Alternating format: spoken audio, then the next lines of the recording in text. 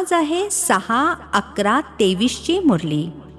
आजचे महावाक्य आहे, गोड मुलांनो, देही अभिमानी बनण्यामध्येच तुमची सेफ्टी आहे. तुम्ही श्रीमतावर आत्मिक सेवेमध्ये लागा, तर देह अभिमानरूपी दुश्मन वार करणार नाही. प्रश्न आहे, विकर्मांचे ओझे डोक्यावर आहे, त्याचे लक्षण काय असेल? त्याला हलके करण्याची विधी सांगा. उत्तर आहे, जोपर्यंत विकर्मांचे ओझे आहे तोपर्यंत ज्ञानाची धारणा होऊ शकत नाही. कर्म अशी केलेली आहेत जी वारंवार विघ्न आणतात, पुढे जाऊ देत नाहीत. या ओझ्यापासून हलके होण्यासाठी निद्रेला जिंकणारे निद्राजीत बना. रात्री जागून बाबांची आठवण करा, तर ओझे हलके होईल. गीत आहे, माता ओ माता, ओम शांती. ही झाली जगत अंबेची महिमा, कारण ही आहे नवीन रचना. एकदम नवीन रचना तर असत नाही, जुन्यापासून नवीन होते. मृत्यूलोकमधून अमरलोकमध्ये जायचे आहे. हा जसा जगण्या मरण्याचा प्रश्न आहे. एक तर मृत्यूलोकमध्ये मरून संपून जायचे आहे, नाही तर जिवंतपणी मरून अमरलोकमध्ये जायचे आहे. विश्वाची आई म्हणजे विश्वाला रचणारी, हे जरूर आहे. बाबा स्वर्गाचे रचयिता आहेत. रचना रचतात ब्रह्माद्वारे. बाबा म्हणतात, मी सूर्यवंशी चंद्रवंशी राजधानी स्थापन करतो. यायचे आहे संगमावर, म्हणतात देखील कल्पाच्या संगम युगावर. प्रत्येक संगम युगावर येतो. स्पष्ट समज आहे. फक्त मनुष्यांनी चुकीने नाव बदललेले आहे. सर्वव्यापीचे ज्ञान जे ऐकवतात त्यामध्ये विचारावे लागते, हे कोणी म्हटले, कधी म्हटले, कुठे लिहिले आहे? अच्छा, गीतेमध्ये भगवान कोण आहे जे असे म्हणतात? श्रीकृष्ण तर देहधारी आहेत, ते तर सर्वव्यापी होऊ शकत नाहीत. श्रीकृष्णाचे नाव बदलले तर गोष्ट येते पित्यावर. बाबांना तर वारसा द्यायचा आहे. बाबा म्हणतात, मी राजयोग शिकवतो. सूर्यवंशी चंद्रवंशीचा वारसा देण्यासाठी, नाही तर 21 जन्मांचा वारसा त्यांना कोणी दिला? लिहिलेले सुद्धा आहे, ब्रह्माद्वारे ब्राह्मण रचले आणि मग ब्राह्मणांना सृष्टीच्या आदी मध्य अंताचे ज्ञान बसून ऐकवतात. तर जे ज्ञान देणारे आहेत ते जरूर समजावून सांगण्यासाठी चित्रसुद्धा बनवतील. वास्तवामध्ये यामध्ये काही लिहिण्या वाचण्याची गोष्ट नाही, परंतु हे सोपे करून समजावण्यासाठी चित्रे बनवली आहेत. यामुळे खूप काम होऊ शकते. तर जगत अंबेची सुद्धा महिमा आहे. शिवशक्ती सुद्धा म्हटले जाते.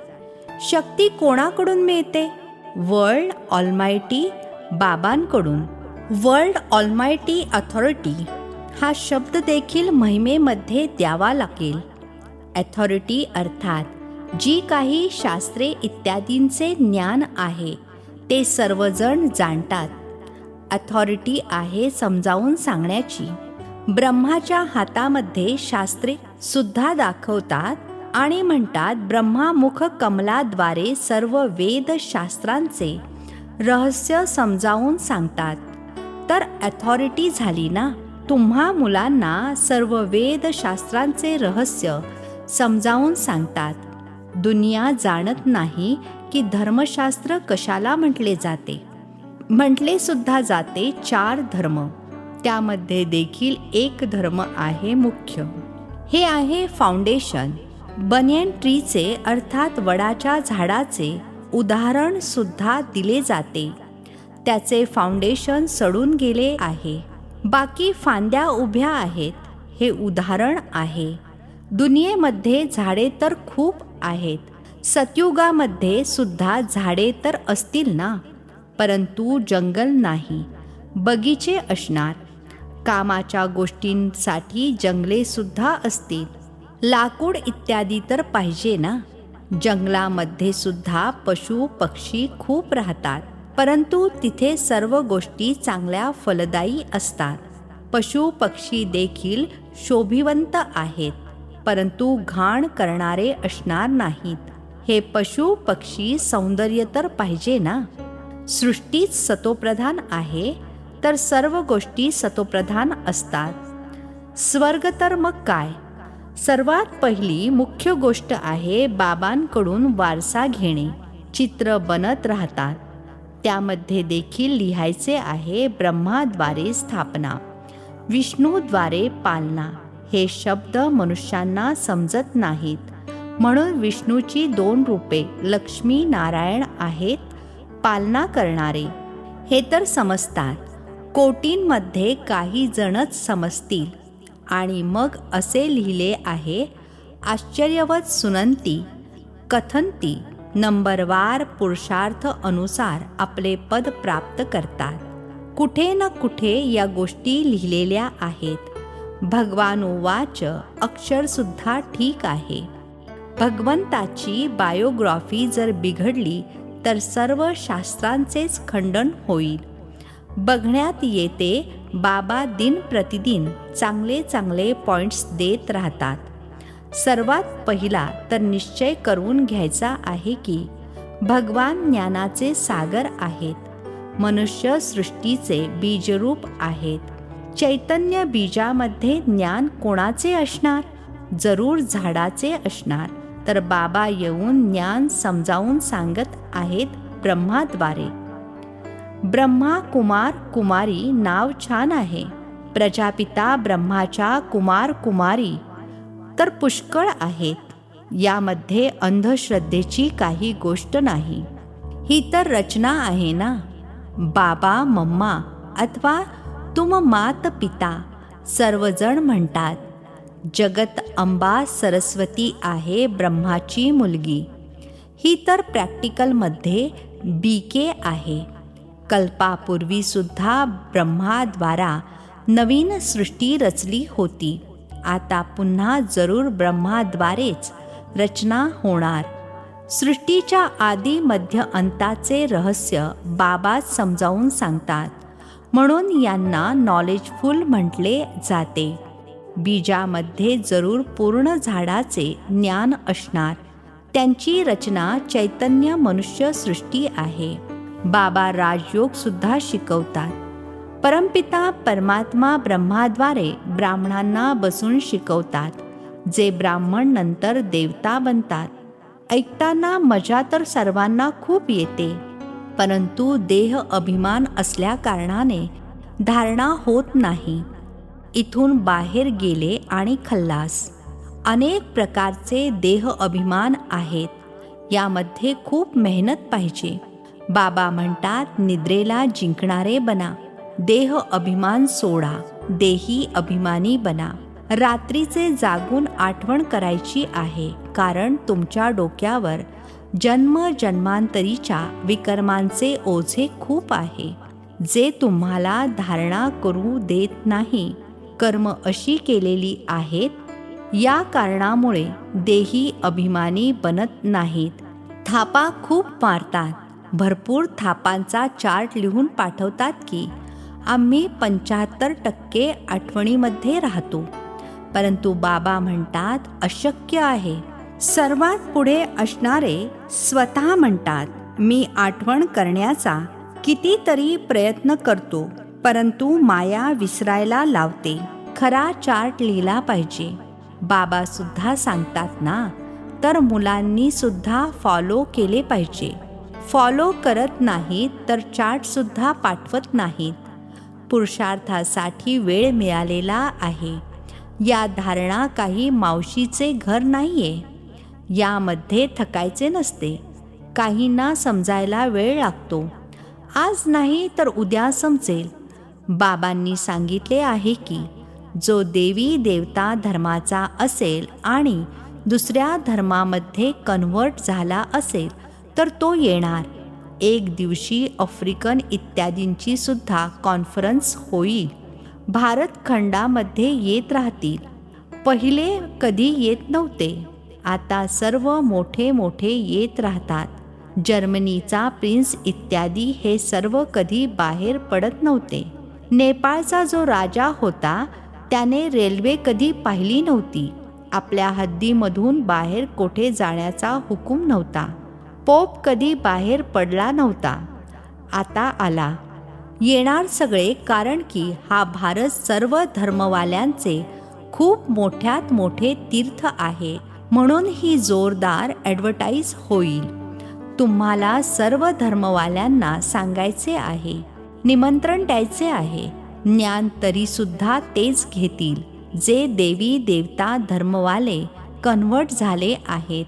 यासाठी समज पाहिजे.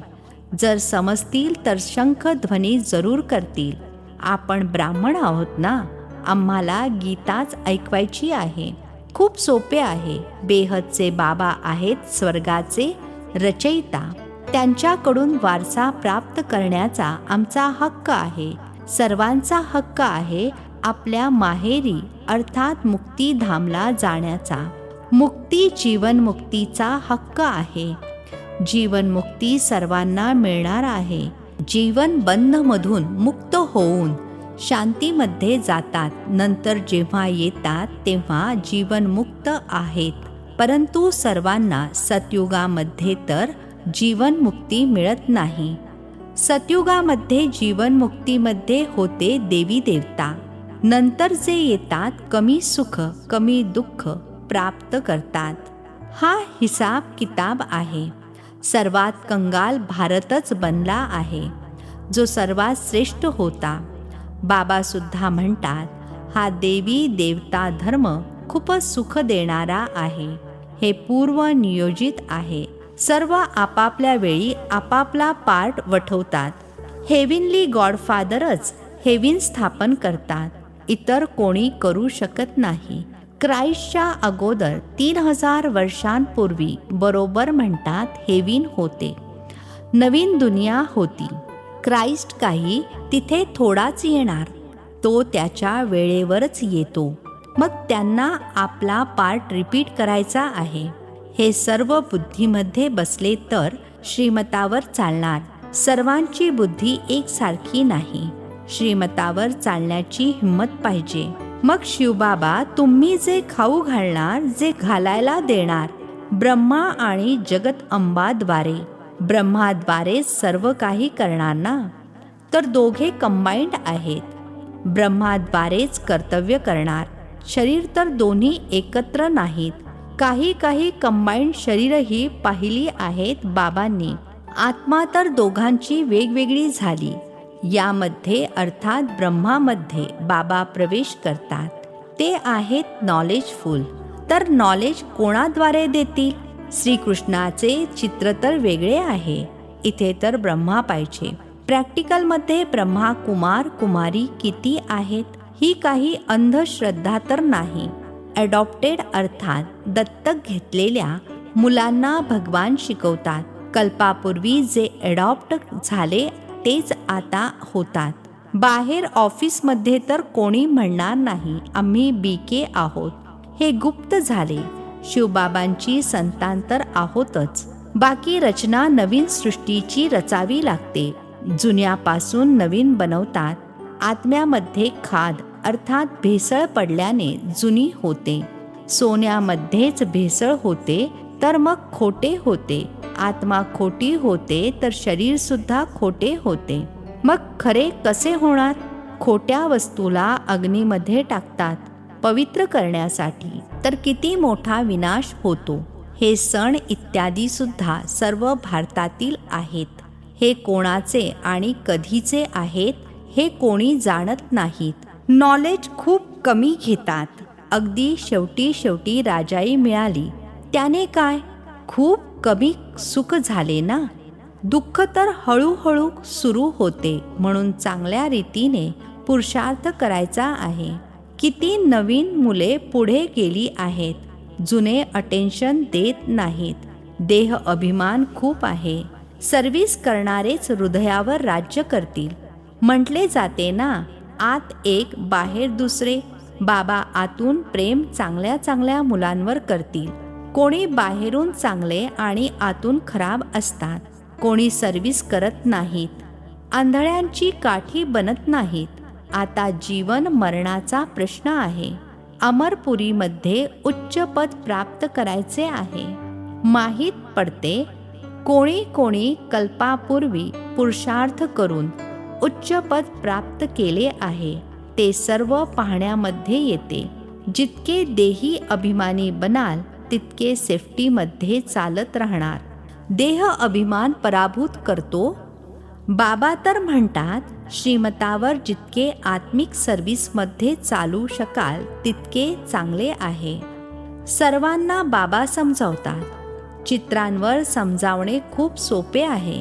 ब्रह्मा कुमार कुमारी तर सर्व आहेत. ते शिवबाबा आहेत मोठे बाबा. मग नवीन सृष्टी रचतात. गातातही मनुष्यसे देवता. शीख धर्मवाले सुद्धा त्या भगवानाची महिमा करतात. गुरु नानक यांचे शब्द खूप छान आहेत. जप साहेबांना अर्थात ईश्वराचा जप करा तर सुख मिळणार. हे आहे सार. खऱ्या साहेबांची अर्थात ईश्वराची आठवण कराल तर सुख प्राप्त करणार अर्थात वारसा मिळणार. मानतात तर खरे एक ओंकार. आत्म्याला कोणी काळ खाऊ शकत नाही. आत्म्यावर मळ चढतो अर्थात विकारी होते. बाकी विनाश होत नाही म्हणून अकाल मूर्त म्हणतात. बाबा समजावतात, मी अकाल मूर्त आहे तर आत्मेसुद्धा अविनाशी आहेत. बाकी पुनर्जन्मामध्ये येतात. मी एकरस आहे. स्पष्ट सांगतात, मी ज्ञानाचा सागर आहे. रूप बसंत सुद्धा आहे.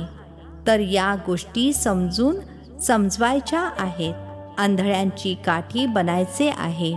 जीवदान द्यायचे आहे. पुन्हा कधी अकाले मृत्यू होणार नाही. तुम्ही काळावर विजय प्राप्त करता. अच्छा, गोड गोड खूप वर्षांनी भेटलेल्या मुलांप्रती मात पिता बापदादांची प्रेमपूर्वक आठवण आणि सुप्रभात. आत्मिक पित्याचा आत्मिक मुलांना नमस्ते. आम्हा आत्मिक मुलांचाही आत्मिक पित्याला नमस्ते. धारणेसाठी मुख्य सारांश. पहिला पॉइंट आहे, श्रीमतावर रूहानी सर्व्हिस करायची आहे. आंधळ्यांची काठी बनायचे आहे. शंख ध्वनी जरूर करायचा आहे. दुसरा पॉइंट आहे, देही अभिमानी बनण्यासाठी आठवणीचा चार्ट ठेवायचा आहे. रात्री जागून खास आठवण करायची आहे. आठवण करण्यामध्ये थकायचे नाही. आजचे वरदान आहे, सदैव आपल्या श्रेष्ठ शानमध्ये राहून परेशानीला मिटविणारे मास्टर सर्वशक्तिवान भव. सदैव आपल्या श्रेष्ठ शानमध्ये राहून परेशानीला मिटविणारे मास्टर सर्वशक्तिवान भव. स्पष्टीकरण आहे, सदैव हे वरदान स्मृतीमध्ये राहावे की आम्ही आपल्या श्रेष्ठ शानमध्ये राहणारे, इतरांचीही परेशानी मिटविणारे मास्टर सर्वशक्तिवान आहोत. कमजोर नाही. श्रेष्ठ शानचे तख्तनशीन आहोत. जे अकाल तख्तनशीन, बाबांचे दिलतख्तनशीन श्रेष्ठ शानमध्ये राहणारे आहेत, ते स्वप्नामध्येही कधी परेशान होऊ शकत नाहीत. कोणी कितीही परेशान करो परंतु आपल्या श्रेष्ठ शानमध्येच राहतील. स्लोगन आहे, सदैव आपल्या स्वमानामध्ये राहाल तर सर्वांचा मान मिळत राहील. सदैव आपल्या स्वमानामध्ये राहाल तर सर्वांचा मान मिळत राहील. अच्छा, ओम शांती. नवनवीन मराठी व्हिडिओज प्राप्त करण्यासाठी सबस्क्राईब करा मराठी गॉडलीवूड चॅनलला.